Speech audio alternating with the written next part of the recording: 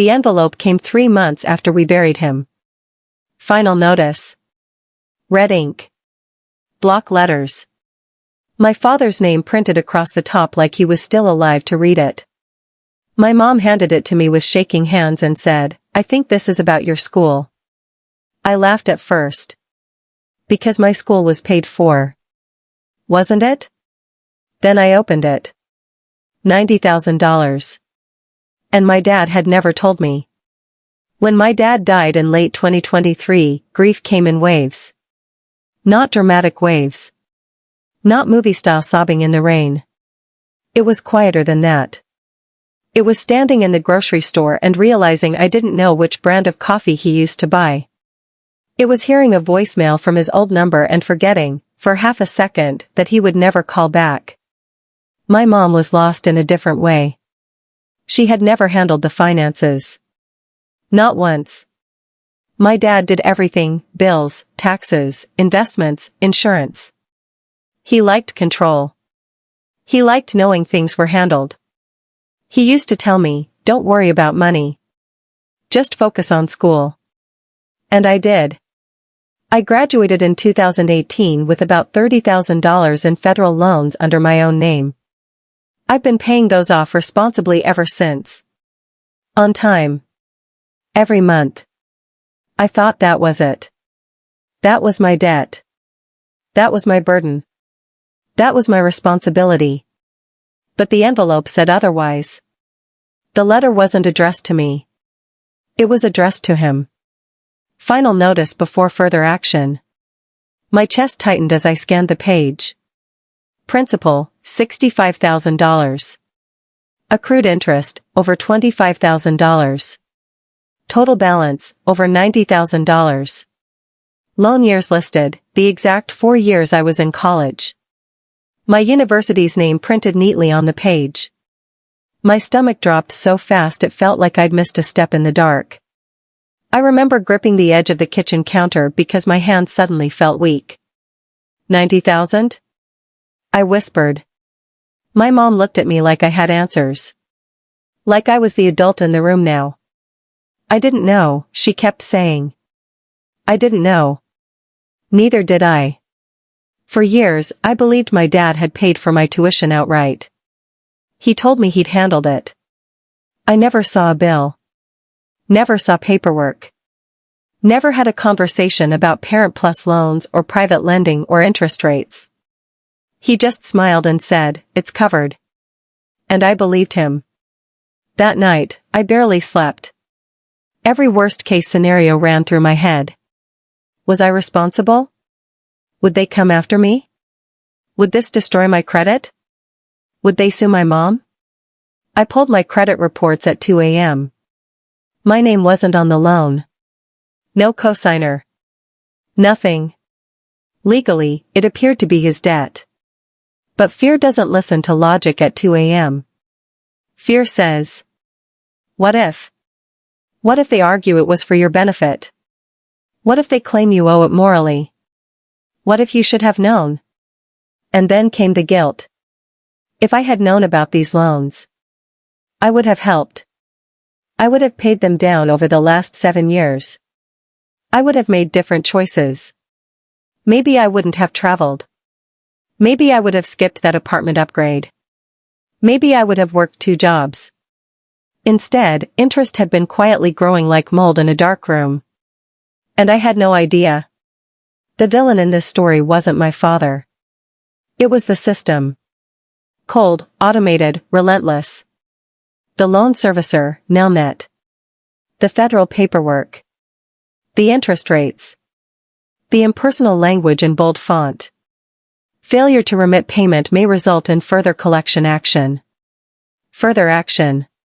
Against a dead man. The letters kept coming. Each one more aggressive than the last. The tone shifted from reminder to demand. I started to resent the envelope before I even opened it. The way the paper felt between my fingers. The way my heart rate spiked every time I saw that return address. It felt invasive. Like grief wasn't enough, they needed their money too. Then something changed. I started researching. Parent plus loans. Federal loans taken out solely in the parent's name. And then I found it. A single line on a government website. If the parent borrower dies, the loan is discharged upon proof of death. Discharged. Gone. Zero. I reread it 3 times. Then I checked other sources. Legal forums. Financial blogs. Official documentation. Same answer. If it was a federal parent plus loan, and the borrower, my dad, had passed away, the debt would be discharged once they received a death certificate. I sat back in my chair. For the first time since opening that envelope, I could breathe. Was it possible that my dad knew exactly what he was doing? My dad was careful. Strategic. He didn't always explain his moves, but he calculated them. What if he intentionally took the loans in his name to protect me? What if he understood the discharge clause? What if this wasn't secrecy? What if it was protection? The thought hit me so hard I had to close my eyes. All this time, I'd been replaying conversations in my head, wondering why he didn't tell me. Maybe he didn't tell me because he didn't want me carrying that stress. Maybe he wanted me to build my life without that shadow. And if something happened to him, the debt would die with him. It felt almost too strategic. Too deliberate. But it fit him. We followed a simple plan. Send the death certificate to the lender. Do not acknowledge responsibility. Do not make any payments. If they push, consult an attorney. I told my mom firmly, if anyone calls, you say he passed away and you don't know anything about the loans. No admissions. No emotional explanations. Just facts. He's deceased. It felt strange. Cold. Detached. But this wasn't about emotion anymore. It was about boundaries. Weeks passed. Then a letter arrived confirming receipt of the death certificate. More waiting. More silence. Every day felt like waiting for a verdict. Would they fight it? Would they claim something different? Would they try to guilt us? I checked the mail like it was a bomb. And then, an official notice arrived. Loan discharge approved. Balance, $0. I stared at that number. Zero. $90,000. Gone. I didn't scream. I didn't jump. I just sat there. And felt something heavy lift off my chest. It wasn't triumph over a person. It was relief. It was justice. It was realizing my father's final act may have been one of protection. The system that had sent threatening letters. The red ink. The legal language. All of it, neutralized by one document. A death certificate. The calls stopped. The letters stopped. The pressure evaporated. And in its place was something unexpected. Gratitude. Not for the debt. But for the strategy. For the quiet planning. For the possibility that my dad had taken on that burden intentionally so I wouldn't have to. I visited his grave a few days later.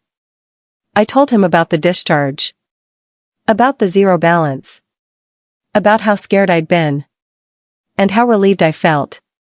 The wind moved through the trees. And for the first time since the funeral, I felt steady. Not because of the money, but because the chaos was over. Sometimes protection doesn't look like a grand gesture. Sometimes it looks like paperwork. Sometimes love looks like a loan taken in silence. And sometimes justice isn't revenge. It's relief. If this story hit you in the chest, take a second and hit that like button. And tell me in the comments, have you ever discovered something shocking about your family's finances after a loss? Stories like this remind us to ask questions, and to prepare. And of course, subscribe for more real-life stories that will leave you thinking long after the video ends.